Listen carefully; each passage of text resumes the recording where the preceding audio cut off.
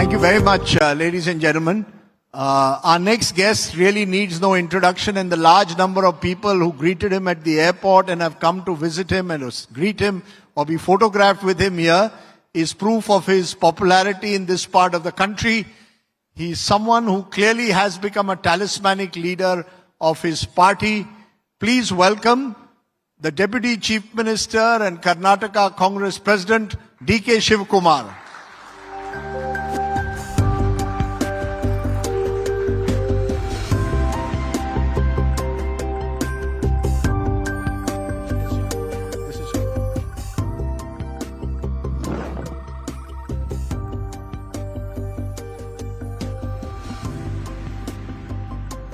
Namaskara, welcome once again to the India Today South Conclave, where we are joined by a very special guest, someone who is seen to be the face of the Congress of the future, someone who's built a strong, formidable reputation as a politician who certainly knows how to win elections.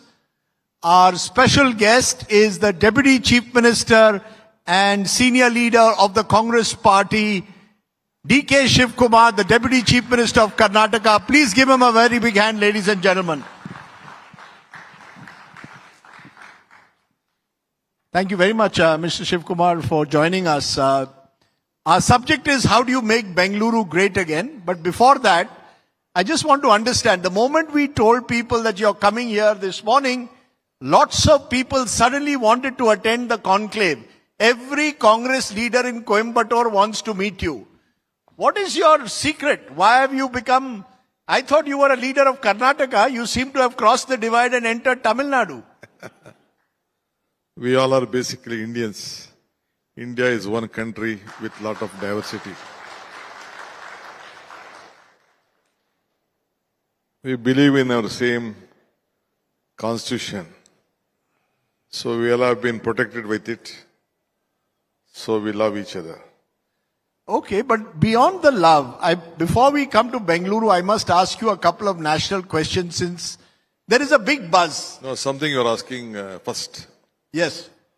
About something you asked first and you forgot it. Yeah, I'm going to ask you very clearly, November 20th, 2.5 years will be completed of the Karnataka government under Mr. Siddaramaiah. The buzz in Delhi and Bengaluru is that there was some kind of an arrangement, 2.5 years, Mr. Siddaramaiah as Chief Minister, 2.5 years, Mr. D.K. Shivakumar.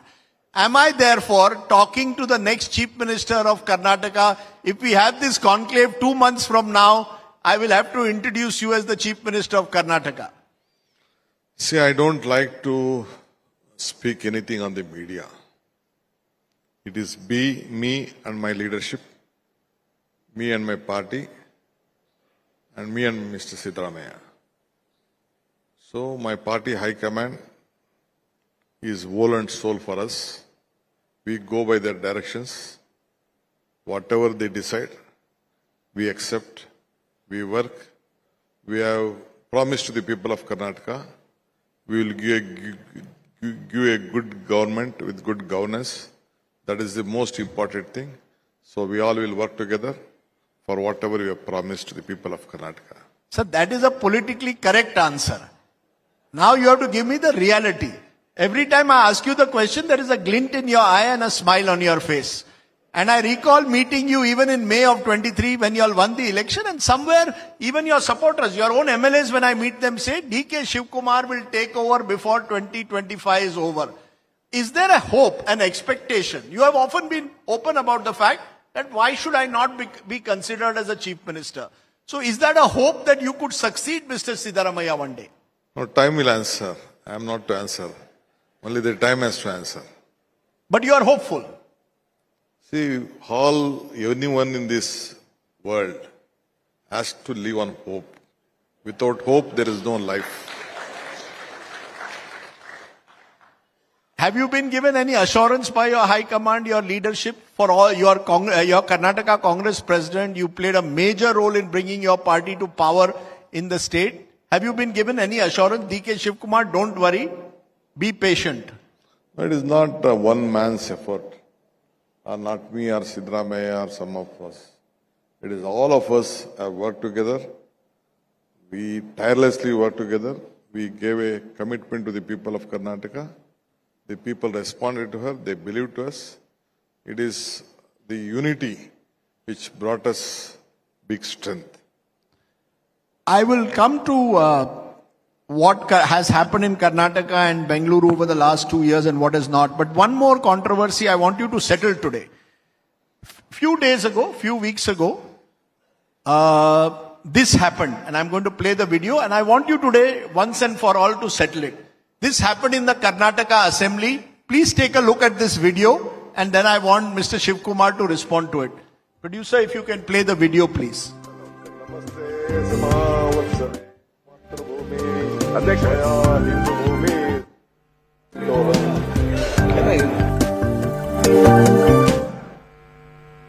Okay, the video was of you at the Karnataka Assembly reciting a RSS song. Immediately it was picked upon by your rivals, both within the Congress.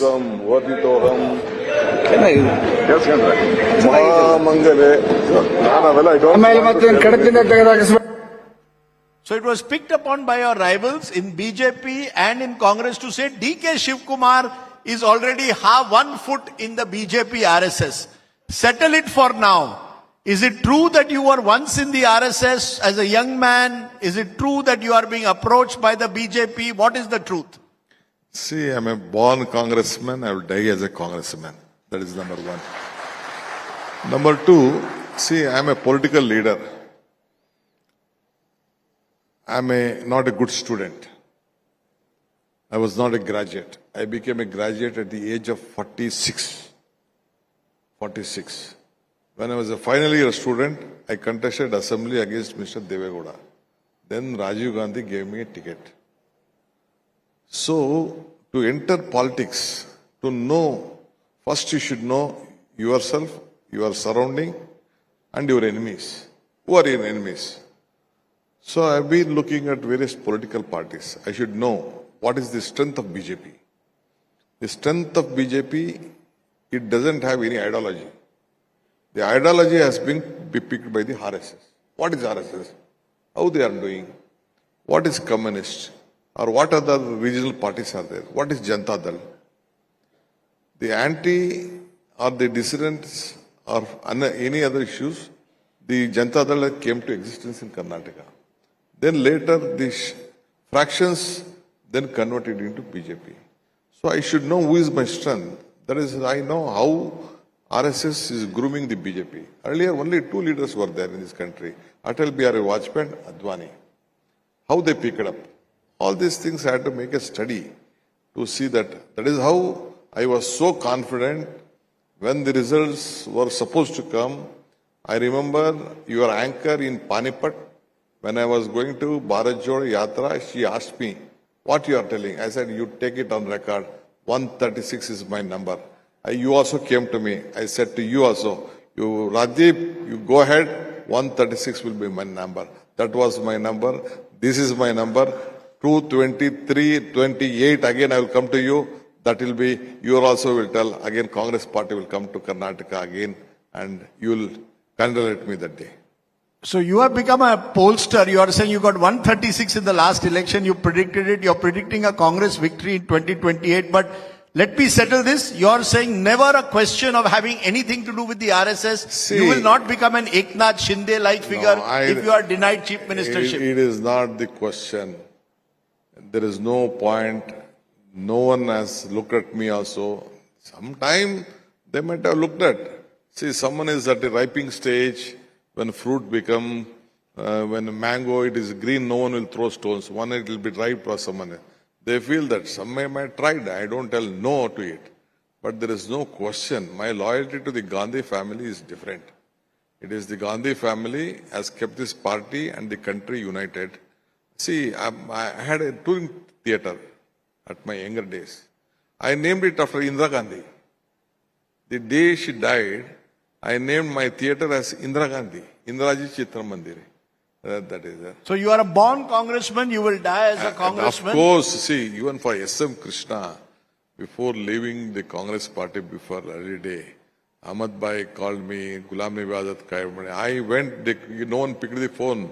He was not. I just tried to pick the phone and give to him and made him to speak. I wanted him to die as a congressman. That was my desire. Because Congress party, for me also, chief minister is not important. I have built, see, when I came here, you see thousands of people receiving me, speaking to me and all. I don't want to be, for my selfish reason, I don't want to be. Power comes, nothing can escape out of me. It will come, but I have to do hard work. Hard work will definitely pay, and I am confident on that. Then why did you have to apologize for this? No, see, some of them, I don't want someone to be little bit, create nuisance and all. My ego is not important. Ego is not important. So, okay, let all of them be happy. They feel they doubt, they create controversy, and the biggest enemy is the media again. They will try to, see, I just try to point it out. I was pulling the BJP like, what do you know BJP? I know better BJP than you, I said. Because I have studied everything. I have studied Chanakya Niti, I have studied Mahabharata, I have studied Ramayana, I have studied various issues in political angle. I know about Baswana, I know about Allama Prabhu, and all things I have studied because it is very much needed. Though I was not a well-educated man, in the later I thought that at the young age I went. I have been in the assembly last 8 terms. 8 terms I am there. I have to know things, no. But therefore, are you blaming the media for creating this constant Siddaramaiah versus Shivakumar battle? Of course, otherwise they will not have any other news, no. They have to play and sing, they have to create themselves. No, but the MLAs themselves openly come and say we want Shivakumar as CM. Someone says no, we want Siddaramaiah as CM. That is all there. Some of them will have likings, what to do. Some like, some doesn't dislike. Is that the big problem in the Congress? Too many factions. No faction. There is only one faction, that is the Indian National Congress faction. I want to put one more national question to you. Dharamstala. When what happened in Dharamstala, there was this entire controversy created of 17 burial sites. The temple was being attacked. There were charges being made. Now it turns out that this could be a big hoax, a conspiracy is what the opposition is saying to discredit the temple. What is your view? Do you believe that this whole Dharamstala controversy was created, manufactured? See, my high command asked me, I don't want to disclose the name of my high command. One day when I was traveling, they asked me about this question. I said, you don't involve. This is all hoax. It is all bogus. Let Congress party any point of time interfere because I know Dharmasthala well. It is an internal squabbling between the BJP and the RSS. Dharamsthala is an internal squabble between BJP and RSS. Yes, I am on record. 100% I am record. If you want, I will give the documentation, I will give the statements, I will give the speeches of then the BJP president, the BJP ministers of the district, and the Hindu Parishad, the RSS leaders, all of them. Okay. All I am telling you this on record on a national channel. You have an SIT, then the SIT should expose this. Of course, it will do. It is on the job. We will have to do. We have to share to the country. This is not a Dharmasthala problem. It has become a national problem. It is the belief. See, I know Virendra Hegde and Dharmasthala. That is, it is on faith. People believe of that. There is a court. Still the court is running there. Okay. You're making a very important claim. You're claiming that this is an internal battle between the BJP and RSS, which is reflected in Dharamsthala. See, none of them, they wanted this to happen. They thought that something will come out. None of them, till I said in the assembly floor of the house that there is a big conspiracy, no one opened their mouth. Now everyone is trying to take the claim of it. They are trying. Again, a group goes there to do politics and they goes to someone XYZ house. Okay, let's turn to today's topic, which is Bengaluru. Okay. Because Bengaluru is seen, Mr. Shivakumar, as the IT capital. You're in charge of Bengaluru's development. I want to start by putting a figure on the top about two issues that Bengalurians always complain about. One is potholes, one is traffic. Let's take a look at these numbers because these are two issues which have troubled Bengaluru. We want to start with potholes and we want to look at what has happened in Bengaluru when it comes to traffic. Now you look at the potholes. You have spent a lot of money, but a number of projects are still work pending. A lot of the projects are work pending, but your repair costs have gone up from 7 crores to 12.25 crores. Annual repair costs about 45 crores, but 1,974 work is still pending. That is potholes. Then we come to traffic, sir. If you go across the country, where will I get traffic how can I travel from point A to point B across big cities?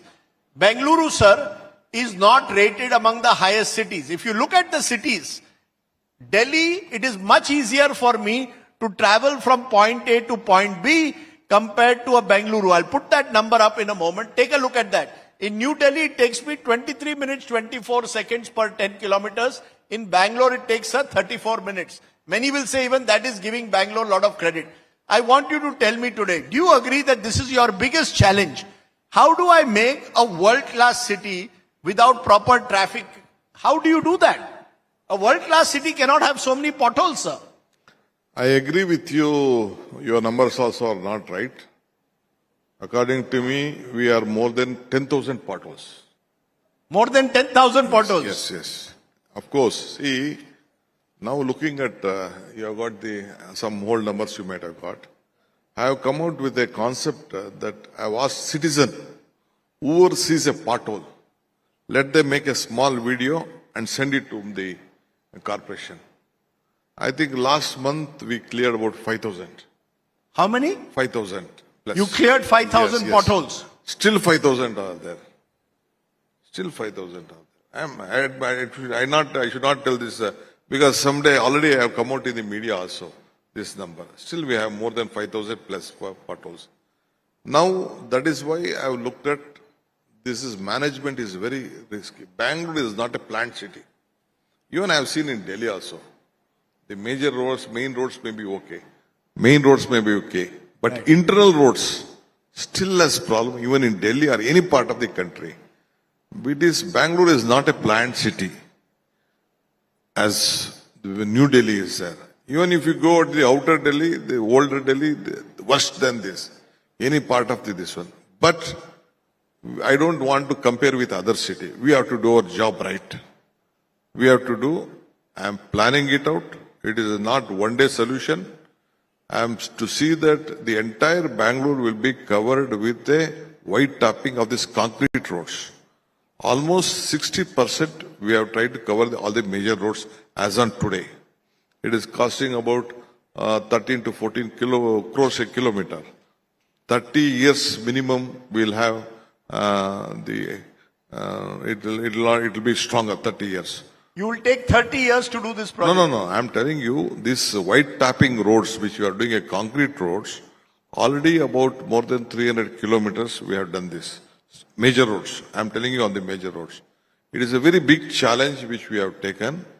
And as far the traffic is concerned, of course I agree. Earlier I was a minister when Krishna's government was there, urban development minister. The population was 67 lakhs. Now the population is 1.4 crores. Every day 70 lakh people come to Bangalore like you and so many other visitors come to Bangalore from across Karnataka and different part of the day. So the population every day will be more than 2.2 crores every day living in Bangalore, coming, going and out. It is a very big responsibility and a challenge on the mobility plan. BJP government, whenever they had an opportunity, they could not do anything. They have not supported. Central government has not supported. I have requested the Honorable Prime Minister a number of times. They have not supported at any point of time. But still, I don't mind whether they support or not. It is our prime duty. We are looking at. I am coming out with a new Bangalore business corridor road of 100 kilometers. 67 kilometers in one side, 40 kilometers in one side, around Bangalore, within the city itself.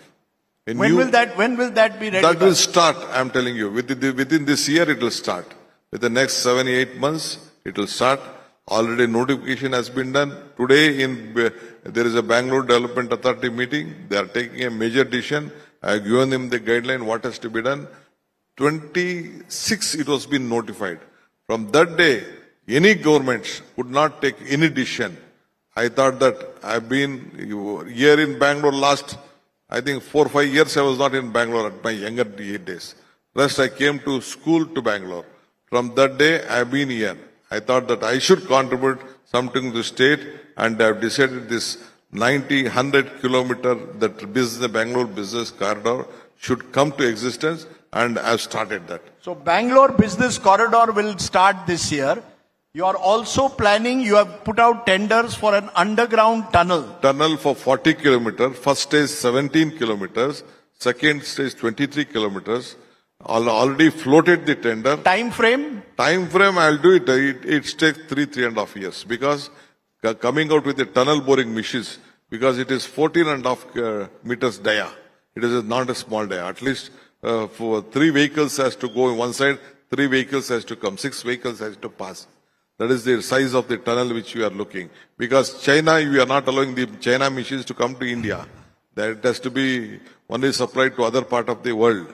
So it takes time. Otherwise, I would have started by this time. But you're saying you're going to do all this. What about existing projects? For example, flyovers. Number of the flyover projects have not met their deadlines. Yes. Already I have planned for 113 kilometers of flyover, number one.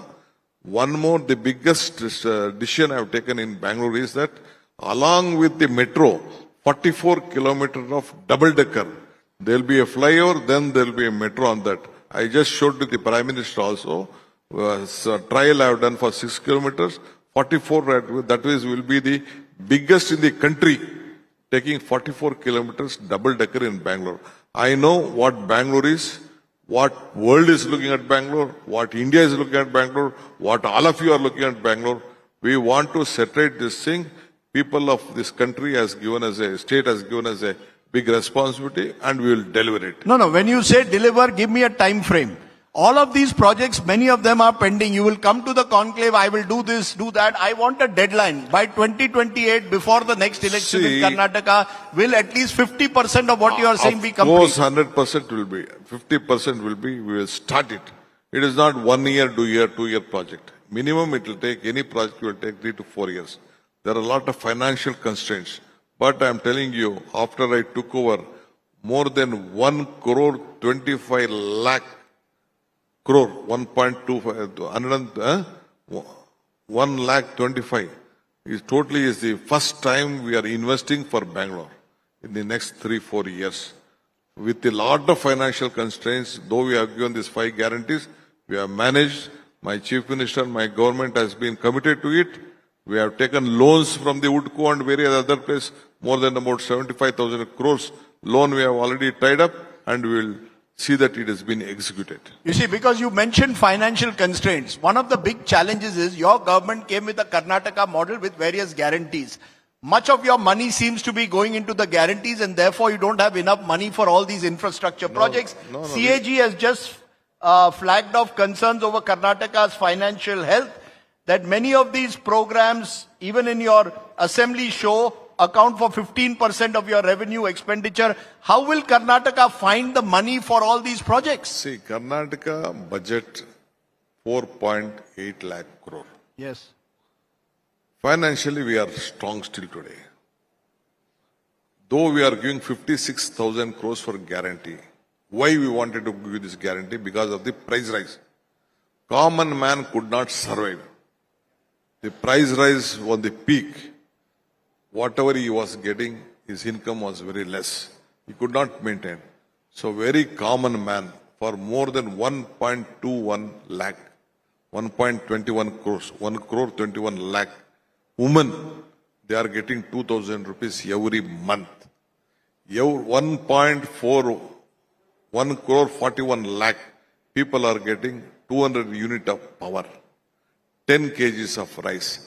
All women in the state are traveling free as far as the state is concerned. All the youths who have passed degree, they are getting 3,000 rupees. It touches about 56,000 crore.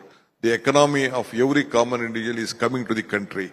Now almost within last 2 years, we have given 100 crores to the common man. Their employment, not only looking at their financial strength, has improved. That is how the GDP of Karnataka has gone up. BJP says these are freebies. You are throwing freebies, you are throwing money at people. I thank them, I welcome them for their comment. After telling us, why did they start in Maharashtra? Why did they start in Madhya Pradesh? Why did they start in Haryana? Why did they start in other state? Even the Prime Minister said that we are going to finish our state. They followed us. Karnataka stand the model in the country.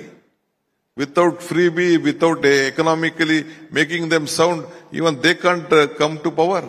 They are looking at. They knew that they have failed because the price of a common man, a small oil was rupees 90 rupees. Now it has gone to 220 rupees. Petrol diesel price has gone to 120. Cement has gone so high. The gas from 440, it has went to 1,100. How can a common man live? That is why to support a common man, forget the other things, we are giving 50,000. But still, for the infrastructure, we are investing more than 1.5 lakh crore on this investment. So what you are saying is the Karnataka model is a model of providing welfare to the poor, and you are claiming what Karnataka thinks today, other states are thinking tomorrow. Am I correct? What you all said in 2023, other states are copying you. Copying me, we are the model and will execute and will deliver. If all is so well, then I ask you, Mr. Shivakumar, do you really believe that the Congress can return to power in Karnataka in 28? Because Karnataka has seen every 5 years government changing. Over the last 25 years, governments have changed every 5 years. Do you really believe that the people of Karnataka are still trusting the Congress party? See, in politics, nothing is permanent. Nothing is permanent. Nothing is permanent. See, people of Karnataka are very mature people. You see, at the time of Ramakrishna Hegde, there was a big, in the parliament election, when Rajiv Gandhi came to power, he took a decision, he dissolved for a clear mandate. The party helped him. He ruled for 7-8 years. 2 terms he was there. Devarajaras, again he did it. I am sure the way we are working, people have confidence with us on the state. You take it from me, 2028 you will have a Congress government.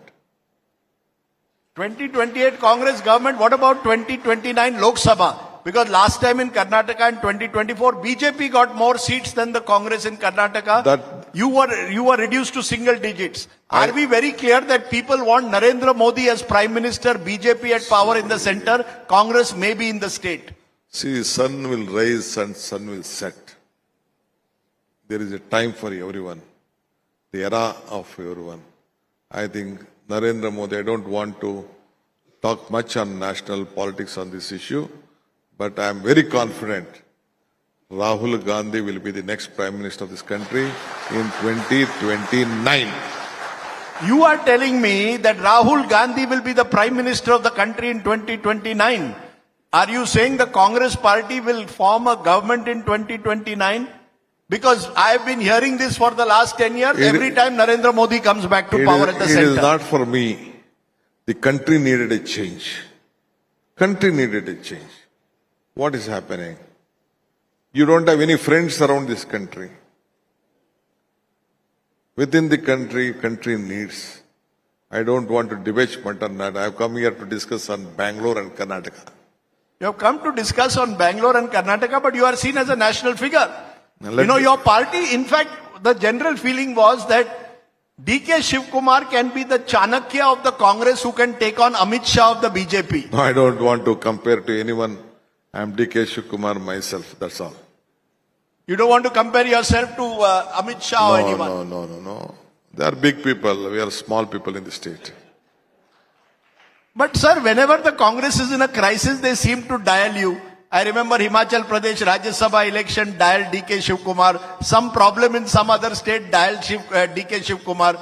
The impression is you are the crisis manager. Your critics say you are the money bags. Either way, somewhere DK Shivakumar's reputation is that he can Sam Dam Dandabhed, he will get the job done. See, that started at the time of Vilasrao Deshmukh election. Then it went to Maharashtra, then it went to some other states and all. See, yeah, they trust what Gandhi family and the Congress party leaders impose. I think we have to do as a party cadre leaders, we have to do our job. I go do my job quietly and I come back. That's all. Okay, we are coming to the end. I want to know on a personal level. We know DK Shivakumar, the politician. What do you do when you are not playing politics? Are you 24/7 doing politics? How do you relax? I know you are going to a temple, you have come to Coimbatore, you are taking your wife to a temple, you are a very religious man. That also gets you into trouble. People say, oh, DK Shivakumar was seen with Amit Shah at some Isha Foundation function. DK Shivakumar is going to a temple. Why you went to the Kumbh Mela, you praised Yogi Adityanath for arrangements. You are a deeply religious man, am I correct? Of course. See, my name is DK Shivakumar. Shiva Kumar. Can I change my name? See, here, Chief Minister Mr. Stalin is here. I think even his father said that we don't believe in God and anything we heard. But in this state, how many temples? How can Tamil Nadu survive without temples and religion? It is not possible. This is India with culture, tradition, emotion, bondage. So that is how the country is united with multi-language, multi-dimensions. So we have a different demography. And there is a difference between being a Hindu and Hindutva. See, it is our own belief. See, being a Hindu, I respect all religion. It is their faith. See, I can't stop some Christians or minority leaders coming to a Hindu temple. They can. We go to mosques, we go to churches, we go to gurudwaras. They pray Chamundeshwari, they pray this one. It is their belief. Have any government in the country to tell that you can't go to Ram Mandir or you can't go to Chamundi temple? It is not. It is their own belief. It is the father and the mother who have decided which religion. Ultimately, some may be a Muslim, some may be a Hindu. They married and it is the child who decides which religion he has to adopt. Before the birth and death, see, even if I tell that I don't believe in religion, they put our hearing, they name us, they call it as Namkarana, naming ceremony, then thread will happen. When someone make you to, at last when you die, whether you to burn or you to keep you inside the soil, that is being decided by the religion. So you are a proud Hindu, but you will accommodate every other religion, live and let live, Of tolerance course. and mutual respect. Yes. It is their belief. Some love Buddhism, some love Jainism, some love the hard work of Jainism, Christianity. I respect everyone. We have to live, and this is a country with lot of different dimensions. I think that's, to hear a politician speak like this is very, very, in a way, commendable in the times in which we live. But what do you do? One day I'm telling you. Sir. I remember 25, 30 years back. I met Sonia Gandhi at the time of Ugadi festival. Ugadi. I met her one day after she became the president. Myself and three of them. They were festive. In their house they were doing Ugadi. In Karnataka there was Ugadi festival. I said in our village Ugadi festival is there. Myself, my wife, my young daughter, we had gone to meet her.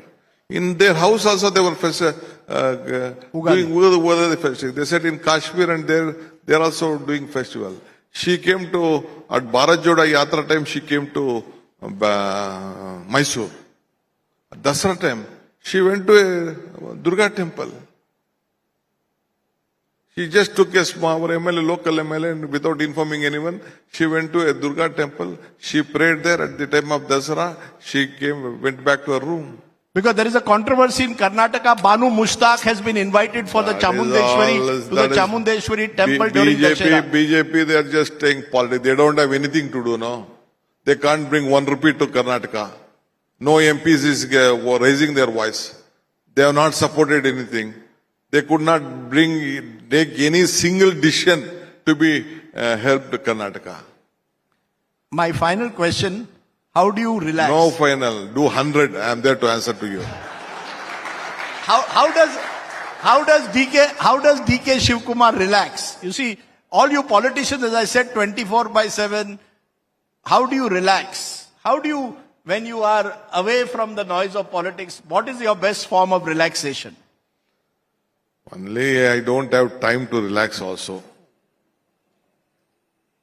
Only few minutes I spend with my children. Few minutes, not hours together. Few minutes with my wife. That is my time. All other time is for the public. Well, Mr. DK Shivakumar, what can I say? You spend a lot of time with the public, which is why we've had so many people come to watch you here today. The rest of the time, you are a family man. I wish you well.